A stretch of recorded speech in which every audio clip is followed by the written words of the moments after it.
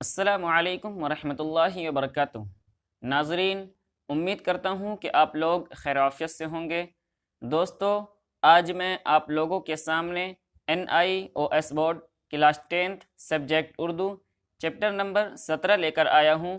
امید ہے کہ آپ اس چیپٹر کو مکمل دیکھیں گے اور اس چیپٹر سے کچھ حاصل کرنے کی کوشش کریں گے۔ چلیے چیپٹر نمبر 17 شروع کرتے ہیں۔ ڈاکٹر محمد اقبال۔ تعارف۔ ڈاکٹر محمد اقبال 9 نومبر 1877 عیسوی کو سیالکوٹ میں پیدا ہوئے۔ انہیں بچپن سے ہی شعر و شاعری سے دلچسپی تھی۔ داغ کی اصلاح نے کلام میں روانی اور زبان میں صفائی پیدا کی۔ اقبال نے یورپ کا سفر بھی کیا، وہاں فلسفے کی تعلیم حاصل کی۔ اس کے بعد جرمنی سے ایرانی فلسفے پر ڈاکٹریٹ کی ڈگری حاصل کی۔ لندن سے واپس آ کر بیرسٹر کا امتحان پاس کیا اور ہندوستان آ گئے۔ ڈاکٹر محمد اقبال کی شہرت اور قابلیت کو دیکھ کر حکومت برطانیہ نے انہیں سر کا خطاب عطا کیا۔ ان کے اردو کلام کے 3 مجموعے ہیں: بانگ درا، بال جبریل اور ضرب کلیم۔ ارمغان حجاز میں فارسی اور اردو دونوں کلام شامل ہیں۔ اسرار خودی، رموز بے خودی، زبور عجم، پیغام مشرق اور جاوید نامہ ان کے فارسی کلام کے مجموعے ہیں۔ ڈاکٹر محمد اقبال نے شاعری کو اپنے پیام اور تعلیمات کا ذریعہ بنایا۔ 21 اپریل 1938 عیسوی کو ان کا انتقال ہوا۔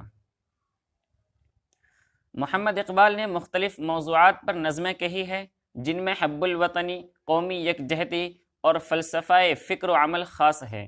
انہوں نے بچوں کے لیے بھی نظمیں لکھی ہے۔ ان کی نظم ایک آرزو اردو کی نظمیہ شاعری میں ایک اہم اضافہ ہے۔ یہ نظم ان کے عمل کے پیغام کی نمائندہ نظم ہے۔ شاعر فطرت کی گود میں خدا کے حضور فریاد کرتا ہے کہ جو لوگ غفلت میں پڑے ہیں وہ بیدار ہو جائیں۔ شاعر اپنے ملک کے لوگوں کو جگا کر عمل کی ترغیب دینا چاہتا ہے۔ آپ کیا سیکھیں گے اس نظم کو پڑھنے کے بعد؟ اشعار کی تشریح و تحسین کر سکیں گے، نظم کا مطلب سمجھ کر بیان کر سکیں گے، شاعر کے پیغام کی نوعیت کو سمجھ سکیں گے، شاعر کے اسلوب بیان پر اظہار خیال کر سکیں گے، فطرت کے حسین مناظر سے لطف اندوز ہو کر اس کی تصویر کشی کر سکیں گے، مختلف شاعری صنعتوں سے واقف ہو سکیں گے۔ آئیے ایک بار نظم ایک آرزو پڑھ لیں۔ ایک آرزو۔ دنیا کی محفلوں سے اکتا گیا ہوں یارب، کیا لطف انجمن کا جب دل ہی بجھ گیا ہو۔ لطف کے معنی ہے مزہ، لذت۔ کیا لطف انجمن کا جب دل ہی بجھ گیا ہو، شورش سے بھاگتا ہوں دل ڈھونڈتا ہے میرا۔ شورش کے معنی ہے شور شرابہ ہنگامہ۔ شورش سے بھاگتا ہوں دل ڈھونڈتا ہے میرا، ایسا سکوت جس پہ تقریر بھی فدا ہو۔ سکوت کے معنی ہے خاموشی، سکون۔ مرتا ہوں خاموشی پر یہ آرزو ہے میری، دامن میں کوہ کے چھوٹا سا جھوپڑا ہو۔ آزاد فکر سے ہوں عزلت میں دن گزاروں، عزلت کے معنی ہے تنہائی۔ آزاد فکر سے ہوں عزلت میں دن گزاروں، دنیا کے غم کا دل سے کاٹا نکل گیا ہو۔ لذت سرود کی ہو چڑیوں کے چہچہوں میں۔ سرود کے معنی ہے ایک قسم کا باجا، نغمہ۔ لذت سرود کی ہو چڑیوں کے چہچہوں میں، چشمے کی شورشوں میں باجا سا بج رہا ہو۔ گل کی کلی چٹک کر پیغام دے کسی کا، ساغر ذرا سا گویا مجھ کو جہاں نما ہو۔ ساغر کے معنی ہے پیالہ، شراب کا پیالہ، جہاں نما معنی ایک خیالی پیالہ جس میں دنیا دیکھی جا سکتی ہے۔ گل کی کلی چٹک کر پیغام دے کسی کا، ساغر ذرا سا گویا مجھ کو جہاں نما ہو ہاتھ کا سرہانہ سبزہ کا ہو بچھونا، شرمائے جس سے جلوت خلوت میں وہ ادا ہو۔ جلوت کے معنی ہے مجمع بھیڑ اور خلوت کے معنی ہے تنہائی۔ ہو ہاتھ کا سرہانہ سبزہ کا ہو بچھونا، شرمائے جس سے جلوت خلوت میں وہ ادا ہو۔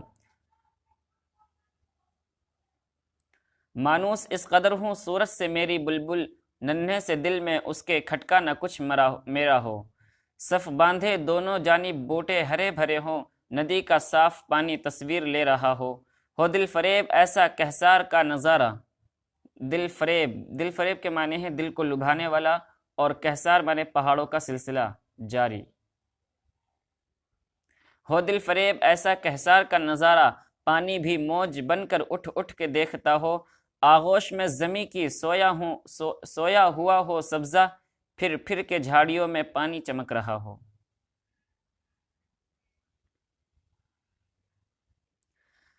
پانی کو چھو رہی ہو جھک جھک کے گل کی ٹہنی، جیسے حسین کوئی آئینہ دیکھتا ہو۔ مہندی لگائے سورج جب شام کی دلہن کو، سرخی لیے سنہری ہر پھول کی قبا ہو۔ قبا کے معنی ہیں لباس۔ راتوں کو چلنے والے رہ جائیں تھک کے جس دم، امید ان کی میرا ٹوٹا ہوا دیا ہو۔ بجلی چمک کے ان کو کٹیا میری دکھائے، جب آسماں پہ ہر سو بادل گھرا ہوا ہو۔ پچھلے پہر کی کوئل وہ صبح کا مؤذن، میں اس کا ہم نوا ہوں وہ میری ہم نوا ہو۔ ہم نوا کے معنی ہیں ہم آواز۔ میں اس کا ہم نوا ہوں وہ میری ہم نوا ہو۔ کانوں پہ ہو نہ میرے دیر و حرم کا احسان، روزن ہی جھوپڑی کا مجھ کو سحر نما ہو۔ روزن کے معنی ہیں دیر معنی مندر، اور حرم خانہ کعبہ کا احاطہ مسجد۔ روزن کے معنی سوراخ، سحر نما مطلب صبح کو ظاہر کرنے والا۔ روزن ہی جھوپڑی کا مجھ کو سحر نما ہو، پھولوں کو آئے جس دم شبنم وضو کرانے، رونا میرا وضو ہو نالا میری دعا ہو۔ نالا کے معنی ہے آہو فریاد، نالا میری دعا ہو۔ اس خاموشی میں جائے اتنے بلند نالے، تاروں کے قافلے کو میری صدا درا ہو، صدا درا ہوں۔ درا کے معنی ہے ایک قسم کا گھنٹا۔ ہر درد مند دل کو رونا میرا رلا دے، بے ہوش جو پڑے ہیں شاید انہیں جگا دے۔ تشریح و تحسین۔ نظم کے اس حصے میں اس آرزو کو بیان کیا گیا ہے جو ہر انسان کے دل میں موجود ہے، اور جو فطرت کے عین مطابق ہے۔ ہر حساس انسان شور شرابے، بھیڑ بھاڑ اور ہنگامے سے دور رہنا چاہتا ہے، اور ایک پرسکون جگہ کی تلاش میں ہوتا ہے جہاں وہ دنیا کے غموں سے آزاد رہ سکے۔ ان اشعار میں شاعر نے دنیا سے بیزاری ظاہر کی ہے، اور ایسی جگہ رہنے کی آرزو کی ہے جہاں خاموشی ہو، تنہائی ہو۔ شاعر کی تمنا ہے کہ پہاڑ کے دامن میں اس کا ایک چھوٹا سا جھوپڑا ہو، جہاں وہ بغیر کسی فکر و رنج و غم کے رہ سکے، دنیا کی تمام مشکلات و مصائب سے پورے پرسکون زندگی جی سکے۔ نظم کے ان اشعار کا پیرائے بیان خوبصورت ہے۔ ایسا سکوت جس پر تقریر بھی فدا ہو، یعنی وہ ایسی خاموشی کا طالب ہے جو گفتگو سے بہتر ہو، اور جس پر تمام بیان قربان کیے جا سکتے ہوں۔ مرتا ہوں خاموشی پر۔ آپ نے سنا ہوگا کہ خاموشی کی بھی ایک الگ زبان ہوتی ہے، جس کی طرف شاعر نے اشارہ کیا ہے۔ مطلب یہ کہ شاعر کو خاموشی کی خواہش ہے، دنیا کے غم کا دل سے کاٹا نکل گیا ہو۔ مطلب یہ کہ دنیا میں رہنے کی وجہ سے کچھ نہ کچھ رنج و غم انسان کے ساتھ لگے رہتے ہیں۔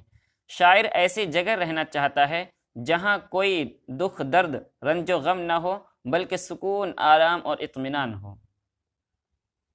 زبان کے بارے میں اس نظم کا مرکزی خیال خاموشی یا تنہائی ہے۔ ضرورت شاعری کی بنا پر خاموشی استعمال کیا گیا ہے۔ دل بجھنا ایک محاورہ ہے جس کے معنی ہے دل میں کسی خواہش کا نہ ہونا۔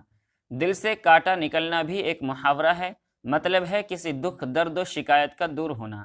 ان محاوروں سے اشعاروں میں اپنی بات کی وضاحت اور منظر کشی میں مدد لی گئی ہے۔ دو متضاد الفاظ یعنی سکوت اور تقریر کا استعمال کر کے خاموشی کو زبان دی گئی ہے۔ سکوت اور خاموشی مترادفات میں شامل ہیں۔ متن پر مبنی سوالات۔ صحیح جواب پر صحیح کا نشان لگائیں۔ مترادفات سے مراد ہے دو لفظ ہو مگر معنی کے اعتبار سے تقریباً ایک ہو۔ دو لفظ معنی کے اعتبار سے ایک دوسرے کی ضد ہو۔ دو لفظ ایک سے زیادہ معنی رکھتے ہو۔ تو صحیح جواب ہے فرسٹ، دو لفظ ہو مگر معنی کے اعتبار سے تقریباً ایک ہو۔ ایسا سکون جس پر تقریر بھی فدا ہو، اس مصرے میں کیا کہا گیا ہے؟ یعنی خاموشی کی زبان بڑی ہی کارگر اور پر اثر ہوتی ہے، خاموشی تقریر کی طرح کام کرتی ہے، تقریر بہرحال خاموشی سے بہتر ہے۔ تو صحیح جواب ہے فرسٹ، یعنی خاموشی کی زبان بڑی ہی کارگر اور پر اثر ہوتی ہے۔ شاعر کی تمنا کیا ہے؟ 3 جملوں میں لکھیے۔ تو آپ شاعر کی تمنا 3 جملوں میں لکھ سکتے ہیں۔ جواب کے طور پر، شاعر فطرت کی آغوش میں رہنا چاہتا ہے۔ دوسرا، وہ سکوت چاہتا ہے۔ تیسرا، پہاڑ کے دامن میں گھر بنانا چاہتا ہے۔ تشریح و تحسین: ان 5 اشعار میں شاعر نے مناظر فطرت کی تصویر کشی کرتے ہوئے درختوں کی چہچہاٹوں اور چشموں کے بہتے ہوئے پانی کا ذکر کیا ہے۔ چشمے کے پانی کی آواز اسے ایسے محسوس ہوتی ہے جیسے کہیں باجا سا بج رہا ہو۔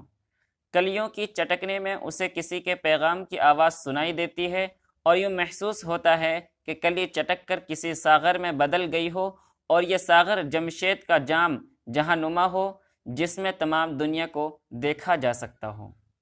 شاعر کی یہ خواہش ہے کہ گھر کے آرام دہ بستر کے بجائے سرسبز گھاس ہو، اس کا بچھونا ہو، سرسبز گھاس ہی اس کا بچھونا ہو، اور وہ اپنے ہاتھ کو سرہانہ یعنی تکیہ بنا کر فطرت کی گود میں آرام کرے۔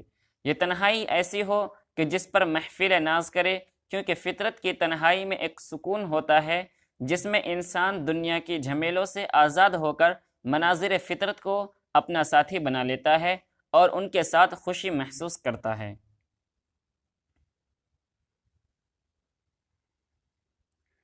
شاعر کی یہ خواہش بھی ہے کہ پرندے اس سے ڈرنے کے بجائے اس کے دوست ہو جائیں۔ عموماً پرندے انسان سے ڈرتے ہیں، لیکن اگر ان سے محبت کا سلوک کیا جائے تو وہ اس کے دوست بھی ہو جاتے ہیں۔ اسی لیے شاعر نے یہ کہا کہ بلبل کے دل میں میرا کوئی کھٹکا یعنی خوف نہ ہو۔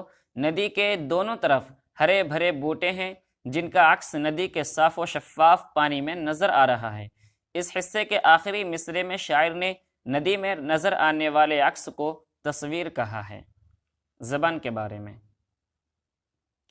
جہاں نما ایک مرکب ہے جو جہاں بمانے دنیا اور نما بمانے دکھانے والے سے مل کر بنا ہے۔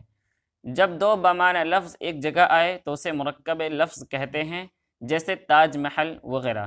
اس قسم کے چند مرکبات یہ ہیں: قبلہ نما، رہنما، قطب نما، سحر نما۔ جلوت بمانے بھیڑ بھاڑ اور خلوت بمانے تنہائی دونوں متضاد ہیں۔ جب ایک ہی شعر میں 2 متضاد الفاظ استعمال کیے جائے تو اسے صنعت تضاد کہتے ہیں۔ شاعر نے کلی کے کھلنے کو زندگی کا پیغامبر بتایا ہے۔ اس مصرے پر پھر غور کریں کہ ساغر ذرا سا گویا مجھ کو جہاں نما ہے۔ اس مصرے میں تلمیح ہے۔ کہا جاتا ہے کہ بادشاہ جمشید کے پاس ایک پیالہ تھا جس میں وہ پوری دنیا کو دیکھ لیتا تھا۔ یہاں کلی کو اس کی بناوٹ کے اعتبار سے ساغر سے تشبیہ ہے، اور پھر ساغر کو جہاں نما کے اشارے سے تلمیح میں بدل دیا ہے، یعنی ہر کلی میں فطرت کے جمال کا ناظرہ کیا جا سکتا ہے۔ متن پر مبنی سوالات: مندرجہ ذیل مرکب سے ملتے جلتے مرکبات بنائیں۔ جہاں نما: ان خالی جگہوں پر ایک مرکب رکھنی ہے جو آپ اوپر پڑھ چکے ہیں۔ جیسے ایک انہوں نے بنا دیا ہے جہاں نما، دوسرا آپ سحر نما، قطب نما، رہنما وغیرہ کچھ بھی رکھ سکتے ہیں۔ مرکب لفظ کی تعریف کریں۔ جب 2 بمعنی لفظ ایک جگہ آ کر اپنا مفہوم پیدا کریں، جب 3 لفظوں کا جوڑا بنایا جائے، جب کسی لفظ کے ساتھ دوسرا لفظ ملایا جائے، تو صحیح جواب ہے فرسٹ، جب 2 بمعنی لفظ ایک جگہ آ کر اپنا مفہوم پیدا کرے۔ یہ مرکب لفظ کی تعریف ہے۔ صنعت تضاد کیا ہے؟ شعر میں 2 ایسے الفاظ استعمال کیے جائے جو معنی کے اعتبار سے ایک دوسرے کے ضد ہو۔ مجموعہ ازداد کا نام ہے۔ مترادف لفظوں کو صنعت تضاد کہتے ہیں۔ تو صحیح جواب ہے فرسٹ، شعر میں 2 ایسے الفاظ استعمال کیے جائے جو معنی کے اعتبار سے ایک دوسرے کی ضد ہو۔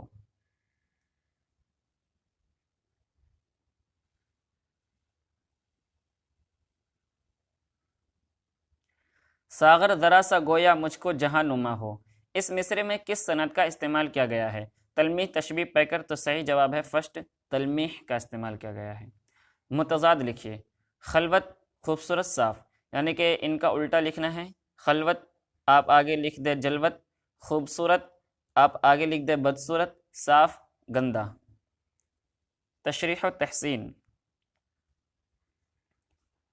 شاعر نے ان اشعار میں فطرت کی مزید منظر کشی کی ہے۔ پہاڑی سلسلے، ندی، ہریالی، پھول، آسمان، شام اور شفق کا ذکر کیا ہے۔ شاعر کی آرزو اس خوبصورت وادی میں رہنے کی ہے جس کو دیکھنے کے لیے پانی بھی موج بن کر اوپر اٹھ رہا ہے، یعنی دیکھنے کی کوشش کر رہا ہے۔ اس بیان سے اس منظر کے انتہائی خوبصورت ہونے کی طرف اشارہ کیا گیا ہے۔ جھاڑیوں کے بیچ جگہ جگہ پانی پر جب سورج کی کرنیں پڑتی ہے تو وہ چمک اٹھتی ہے۔ اس حصے میں خوبصورت استعاروں و تشبیہوں کے استعمال کے ذریعے شاعر نے ان منظروں کی بڑی دلکش تصویر کھینچی ہے۔ یہ کے بعد دیگر سورج کی کرن سے چمک اٹھنے والے پانی، گلوں کی ٹہنی جو زمین تک جھکی ہوئی ہے، خوبصورتی کا اظہار تشبیہی انداز میں کیا گیا ہے۔ جیسے پھول کو حسینہ کہا گیا ہے جو اپنے بناؤ سنگھار کو آئینے میں دیکھ کر اترا رہی ہے۔ آسمان پر پھیلنے والی سرخی جب شام کے وقت ان منظروں پر پڑتی ہے تو ایسا لگتا ہے کہ جیسے سورج شام کی دلہن کو مہندی لگا رہا ہو۔ دھیان رہے کہ مہندی کا رنگ بھی لال ہوتا ہے۔ شام میں سورج کی روشنی کو مہندی کی سرخی سے تشبیہ دی گئی ہے۔ شاعر آرزو کرتا ہے کہ مسافر جب راستے میں تھک جائے اور جنگل کے درمیان میرے جھوپڑے کا ٹوٹا ہوا دیا ان کو امید کی روشنی دکھائے۔ جس وقت آسمان پر بادل گھرے ہوئے ہو اور ان کے سر چھپانے کا کوئی ٹھکانہ نہ ہو، اس وقت بجلی کی چمک میں انہیں اچانک میری کٹیا نظر آ جائے۔ اس حوالے سے شاعر بھٹکتے ہوں کو راہ دکھانا چاہتا ہے اور اندھیرے دلوں میں روشنی کی کرن پیدا کرنا چاہتا ہے۔ زبان کے بارے میں۔ دل فریب ایک مرکب لفظ ہے جو دل اور فریب سے مل کر بنا ہے۔ پھولوں سے لدی ٹہنی جب زمین پر جھکتی ہے تو پھولوں کا عکس پانی میں نظر آتا ہے۔ شاعر نے اس کو حسینوں کے آئینے دیکھنے سے تعبیر کیا ہے۔ شاعر نے شام کو دلہن سے اور ڈوبتے ہوئے سورج کو سرخی یعنی شفق کو مہندی سے تشبیہ دی ہے اور دلہن کی مناسبت سے مہندی کا استعمال کیا ہے۔ متن پر مبنی سوالات۔ الفاظ کی ترتیب درست کر کے صحیح لکھیں۔ جیسے حسین، دیکھتا ہوں کوئی آئینہ، یہ ترتیب ان کی ہے، لیکن اسی الفاظ کو صحیح ترتیب سے لکھنا ہے۔ جیسے حسین کوئی آئینہ دیکھتا ہو، یہ صحیح ترتیب ہے۔ میرا ٹوٹا ہوا دیا ان کی امید ہو، اس کی صحیح ترتیب یہ ہے، امید ان کی میرا ٹوٹا ہوا دیا ہو۔ جس دم شبنم پھولوں کو وضو کرانے آئے، اس کی صحیح ترتیب یہ ہے، پھولوں کو آئے جس دم شبنم وضو کرانے، میرا رونا ہر درد مند دل کو رولا دے، اور اس کی صحیح ترتیب یہ ہے، ہر درد مند دل کو رونا میرا رولا دے۔ ان کی صحیح ترتیب لکھنی ہے۔ دل فریب ایک مرکب لفظ ہے، اس میں دو لفظ ہیں، انہیں الگ کریں۔ فریب دل، دل کا فریب، دل فریب تو صحیح جواب ہے تھرڈ، دل فریب، یہ ایک مرکب لفظ ہے، دونوں مل کر بنیں گے۔ نظم کا عنوان، ایک تمنا ہے یا ایک آرزو؟ ایک آرزو ہے تو نظم میں اس عنوان کو کس طرح ظاہر کیا گیا ہے؟ چند جملوں میں لکھیے۔ یہ آپ لکھ سکتے ہیں اپنی طرف سے، لیکن اس چیپٹر میں اس کا جواب دیا ہوا ہے، میں آپ کو دکھلا دیتا ہوں۔ نمبر 3، اقبال کی نظم کا عنوان ایک آرزو ہے جو ان کے پیغام عمل کو پیش کرتی ہے۔ شاعر شہر کی ہنگامہ آرائیوں سے دور فطرت کی گود میں رہ کر خدا کے حضور فریاد کرتا ہے، اور شاعر اپنے ملک کے لوگوں کو جگا کر عمل کی ترغیب دینا چاہتا ہے تاکہ جو لوگ خواب غفلت میں ہو وہ بیدار ہو جائیں۔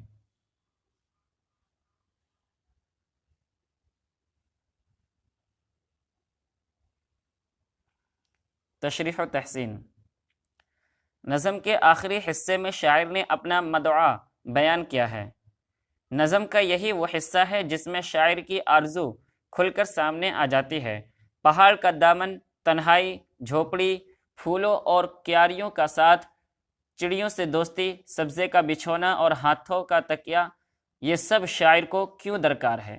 تاکہ وہ تنہائی میں خدا سے ہم کلام ہو کر اپنی فریاد پیش کر سکے۔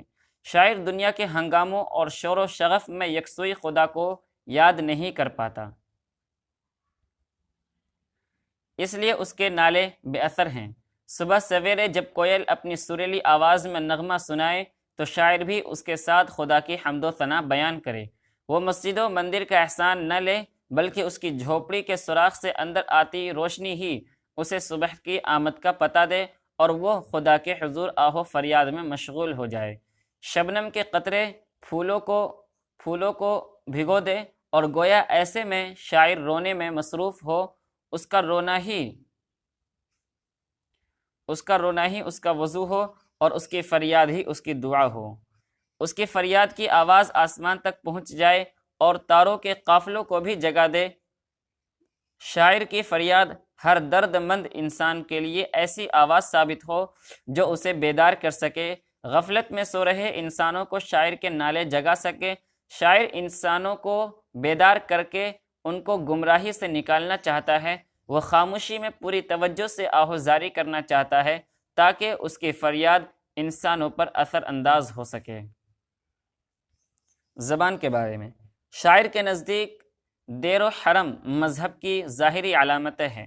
وہ براہ راست خدا سے لو لگانا چاہتا ہے۔ دیر و حرم دونوں متضاد ہیں۔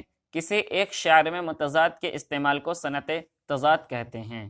متن پر مبنی سوالات، صحیح جواب پر صحیح کا نشان لگائیں۔ یہ نظم خوشی کے جذبات کا اظہار ہے۔ یہ نظم شاعر کی آرزو کی ترجمانی کرتی ہے۔ یہ نظم جانوروں کی داستان پر مبنی ہے۔ تو صحیح جواب ہے یہ نظم شاعر کی آرزو کی ترجمانی کرتی ہے۔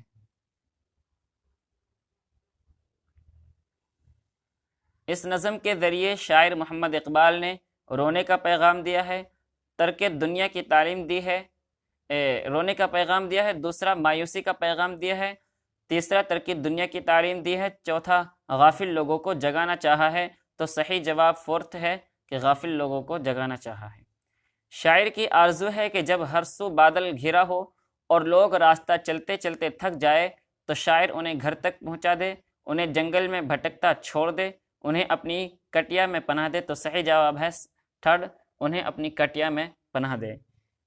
شاعر کے نالے اتنے بلند ہو کہ وہ جانوروں تک پہنچ جائے، تاروں کے قافلوں تک کو جگا دے، سمندر، پہاڑوں اور ندیوں کو جگا دے، اسی میں گھٹ کر رہ جائے۔ تو صحیح جواب ہے سیکنڈ، تاروں کے قافلوں تک کو جگا دے۔ آپ نے کیا سیکھا؟ اقبال نے اپنی ابتدائی شاعری میں فطرت پرستی کی تعلیم دی ہے۔ شاعر دنیا کی بھیڑ بھاڑ، شور و شغف سے بیزار ہو گیا ہے کیونکہ دنیا کی مشغولیات اسے خدا سے یکسوئی کے ساتھ لو لگانے میں رکاوٹ بنتی ہے۔ شاعر فطرت کی ہنسی وادیوں میں تنہا رہنا چاہتا ہے۔ وہ رات کے پچھلے پہر خدا کو یاد کرنا چاہتا ہے تاکہ اس کی فریاد سوئے ہوئے انسانوں کو بیدار کر سکے۔ شاعری میں موضوع کی مناسبت سے الفاظ کا انتخاب کیا جاتا ہے۔ شاعری میں منظر نگاری سے کس طرح مدد لی جاتی ہے۔